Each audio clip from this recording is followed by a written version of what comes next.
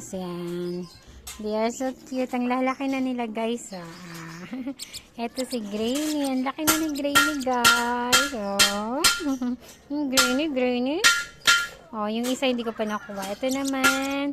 Magkamukha na sila. Hindi ko alam kung sino na. Tapos, ito si Orange. Ito yata si Orange. Orange, come here, Orange. Halika. Ako guys, ang hirap kunin. Okay. Si Orange. Ito ba si Orange? Ang lalaki na nila guys. They are too big na. Pakita natin sila. But their feathers are not growing yet. Yeah. Ma, they know how to walk. Oo, malaki na sila. Yan na sila guys. Yung isa, hindi ko pa kinukuha sa nest box. Yung pinakabunso.